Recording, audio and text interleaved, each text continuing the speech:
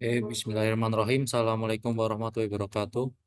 Perkenalkan, nama saya Muhammad Zidan Ansari dengan NIM L200210211. Di sini saya akan menjelaskan game desain dokumen saya yang berjudul Hilarious Fighter. Oke, langsung aja. Di sini ada daftar isi yang meliputi game analis, mission statement, genre, platform, target audience, storyline, dan control scheme, dan game estetik dan user interface. Oke, kita lanjut aja ke game analis. Game Hilarious Fighter, game action adventure yang sangat menantang dengan sistem pertarungan yang unik dan gaya visual yang khas. Karakter yang bernama Kai akan menghadapi berbagai musuh yang beragam seperti manusia, monster, dan lain-lain. Tujuan dari game ini melawan seluruh musuh dengan menghadapi dan menghentikan organisasi jahat. Permainan ini seru dengan adanya jurus yang beragam, combo serangan yang beragam, kekuatan super, dan bisa menghindari bahkan bisa menghina musuh yang membuat musuh marah. Selain itu juga ad- Selain itu juga ada senjata yang akan membantu untuk melawan musuh. Lanjut, mission statement. Hilarious Factor merupakan game bertema action adventure yang ada unsur parodi komedi yang membuat game ini terkesan seru dan menyenangkan. Kai sebagai tokoh utama ingin mengetahui rahasia tangan sakti dan dia ingin menghentikan organisasi jahat yang ingin menguasai dunia. Game ini juga memiliki bos setiap chapter seperti Cookie, Sylvie, dan Arel sebagai bos terakhir. Genre. Genrenya yaitu action adventure, parodi, dan komedi. Platform di sini meliputi desktop, PC, PlayStation. Target audience, umur yang disarankan player yaitu 18 plus karena game ini memiliki mekanik atau cara yang bermain yang sangat tinggi dan juga memiliki bercandaan yang sedikit dewasa dan kurang pantas didengarkan oleh anak-anak. Jadi mungkin kayak candanya itu mungkin yang di candaan anak remaja atau dewasa, tapi mungkin agak kurang apa ya, agak kurang bagus juga didengar oleh anak-anak. Takutnya akan dicontoh seperti itu. Oke, lanjut. Game ini juga memiliki mekanik pertarungan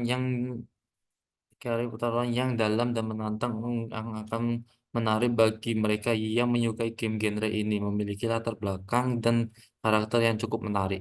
Gamer yang menyukai tantangan memiliki latar belakang dan karakter yang cukup menarik. Gamer yang memiliki tantangan.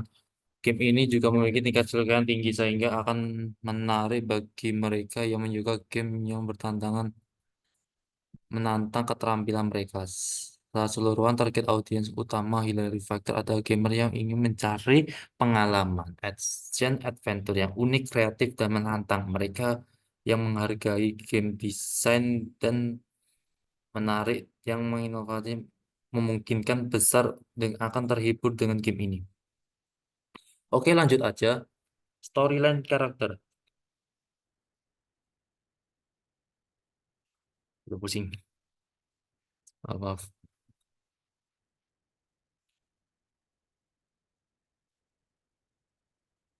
Jadi storyline ini ada karakter utama bernama Kai yang seorang biasa yang tidak punya kekuatan, namun dia diberikan kekuatan tangan sakti ke- diberikan tangan sakti. Namun asal usulnya tidak diketahui dengan jelas. Namun Kai diberitahu bahwa tangan sakti ini harus digunakan untuk menghentikan organisasi jahat yang ingin berusaha merebut dunia atau menguasai dunia seperti itu. Jadi organisasi jahat itu yang bernama GSB. Sepanjang jalan ia akan bertemu berbagai karakter yang aneh dan unik yang membantu maupun yang menentang. Seperti itu teman-teman. Kemudian ada karakter, jadi karakter utamanya yaitu Kai protagonis utama. Kemudian ada Errol, jadi Errol ini bos akhirnya. Kemudian ada GSB itu sebagai organisasi jahatnya. Kemudian ada Cookie JLB, itu teman dari Errol yang akan menjadi bos di setiap chapter. Dan kemudian ada musuh atau prajurit. Biasanya akan bertemu di sepanjang game. Ini jadi ini tampilannya ini Kai. Kemudian ini Errol, ini ZLB, Cookie, dan ini prajurit-prajuritnya. Jadi Errol ini memiliki kekuatan yang lebih kuat, bahkan melebihi dari kekuatan Kai. Bahkan skill-skillnya hampir sama. Jadi mungkin eh apa namanya Errol ini hampir apa di atasnya Kai.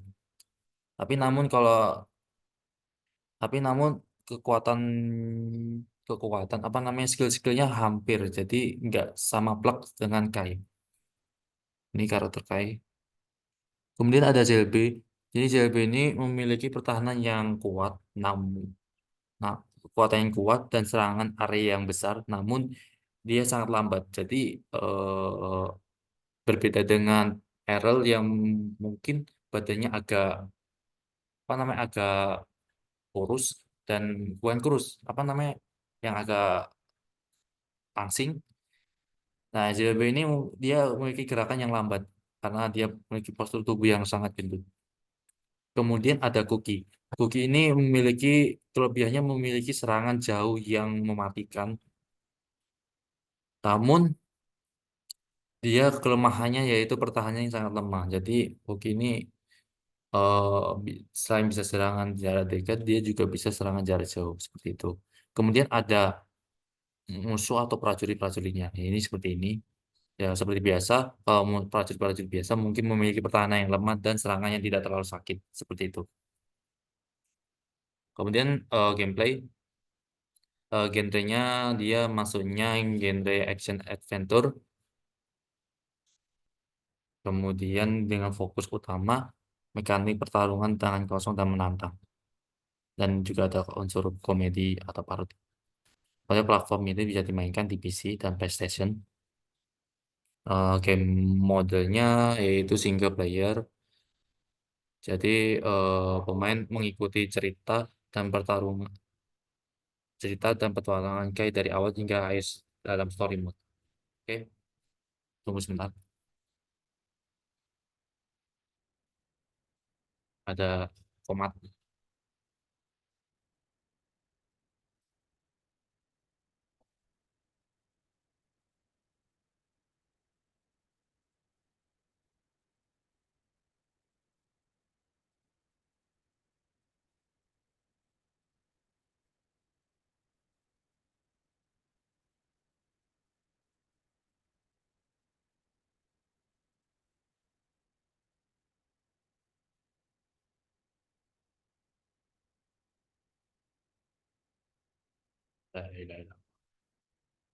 Oke, lanjut. Jadi modenya single player tidak bisa multiplayer. Oke, fitur utama gameplaynya memiliki pertarungan tangan kosong kompleks berbagai jurus, kombinasi serangan, dan pertahanan yang dapat dikuasai pemain. Penggunaan God Hand ataupun tangan sakti itu sebagai jurus. Jadi God Hand atau tangan sakti ini bisa apa istilahnya memiliki serangan yang lebih ataupun gerakan yang cepat seperti itu. Sistem upgrade kemampuan pemain. Jadi bisa di-upgrade dengan cara mengumpulkan uang ataupun dapat item seperti peti yang isinya nanti ada item-item seperti itu. Atau enggak peti, kalau enggak bentuknya seperti kotak gitu. Tiga, tantangan dan kesulitan yang tinggi. Jadi game ini juga memiliki kesulitan yang tinggi karena mekaniknya yang sangat tinggi. Kemudian musuh-musuhnya juga mungkin agak susah-susah seperti itu. Desain level yang beragam. Jadi jadi desain level yang beragam. Tata letak dan variasi level yang mendukung gaya pertarungan dinamis menawarkan berbagai tantangan dan halangan yang harus diatasi pemain. Pengalaman pemain memberikan pengalaman gameplay action adventure yang sangat menantang memuaskan bagi pemain yang menyukai tantangan. Jadi game ini apa namanya memiliki apa namanya kepuasan atau bukan kepuasan sebenarnya, game yang menantang dan memiliki kepuasan tersendiri. Jadi karena sulit, mungkin kalau misalkan pemain yang bisa main sampai selesai itu memiliki kepuasan sendiri-sendiri gitu. Kemudian penentuan pemain. Pemain harus menggunakan penguasaan pertarungan termasuk penggunaan cat hand ataupun tangan sakti. Dan kemampuan kemampuan ini secara terhadap melalui sistem upgrade, kesabaran, ketekunan, dan refleksi yang baik perlu untuk perlukan untuk dapat melalui game ini. Kemudian ada reward, mungkin ini bisa dibaca. Item berharga dan upgrade skill bisa dibaca. Maaf, suara saya salah. Kemudian ada gameplay mekanik seperti ini, darahnya berapa, kekuatan energi, kekuatan serangan dan bertahan dan lain-lain. Kalau energi kekuatan itu dia untuk mengaktifkan tangan sakti atau god hand. Kemudian ada game mode. Jadi ada mode-modenya. Jadi modenya itu bisa dipilih mau normal, hard, atau hell. Hell itu yang paling kuat, normal itu yang paling rendah di versi game Hilarious Factor. Jadi apa scoring sistemnya tuh ada poin. Poin itu didapatkan ketika melawan musuh atau melawan bos-bos. Jadi poin ini juga bisa dijadikan sebagai uang untuk mendapatkan item atau beli skill seperti itu. Nih level desainnya ini seperti ini. Untuk melawan Errol seperti ini, melawan Cookie seperti ini, dia memiliki tongkat yang mungkin saya sangat jarak jauhnya, dan ini pas lawan Zelbe mungkin itu. Kemudian ada control scam, ini serangan-serangannya, special attack. Special attack Special attack itu serangan kuatnya, tapi bukan tangan sakti atau god hand ataupun power handnya.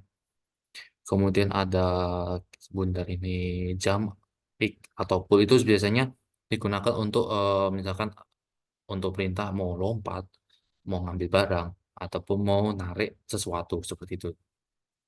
Segitiga itu kick, tendangan, kotak itu punch, itu pukulan. L1 itu menguatkan kekuatan power hand atau tangan sakti ataupun god hand. Kemudian L3 ini di stick itu yang bunder-bunder itu untuk dodge. Jadi untuk menghindari serangan-serangan musuh. Seperti itu. Bisa menghindari serangan dari jarak jauh maupun jarak dekat. Kemudian ada R1 itu jurus. Kemudian ada R3 itu. R3 itu move. Astagfirullahaladzim. Mohon maaf, ini saya keliru. Nah, ini harusnya R3 itu adalah dodge. Kalau L3 itu harusnya move, menggerakkan musuh, menggerakkan orang, menggerakkan karakter maksudnya. Mohon maaf, kukira L itu di bagian kanan, L itu di bagian kanan, sedangkan R itu di bagian kiri. Kemudian ada option ini ataupun start, ini digunakan untuk pause. Klik atas itu buat maps, klik kanan itu belum ada fungsinya, mungkin bisa diisi lah, diisi mau isi apa gitu bisa. Kemudian bawah itu adalah view mission, jadi misi-misi yang apa aja yang belum diselesaikan atau apa aja yang sudah diselesaikan. Kemudian kiri itu chance attack, jadi bisa mengganti semua jurus-jurus ataupun combo-combo yang ada. Game estetik dan user interface, jadi ada desain karakter seperti ini. Memiliki perawakan remaja yang tampan tinggi dan memiliki otot yang pas dan memiliki keberanian tinggi. Kemudian lingkungan dan jalur. Lingkungannya, bermacam-macam sebagai desa kecil di daerah pasar padang pasir, sirkus, kastil, atau daerah perkotaan dan juga daerah pabrik. Jadi setiap tertentu jadi juga ada, apa namanya, juga ada, apa namanya, istilahnya, berbeda-beda tempat seperti itu. Ini gaya seni, menggabungkan elemen realistis dan sentuhan fantasi yang menakjubkan, menciptakan dunia nyata. Jadi ada unsur fantasinya yang akan mungkin terasa game ini unik, seperti itu. Menggunakan palet warna yang kaya dan kontras yang kuat tergantung daerah yang berada di memberikan atmosfer yang kaya menarik. Kemudian interaktivitas pemain, gerakan interaksi pemain seperti penggerakan karakter kan memberikan pengaruh langsung pada visual layar. Misalnya gerakan cepat, menghindar cepat kayak saat lari, ataupun posisi tubuh yang berubah. Tata letak tombol,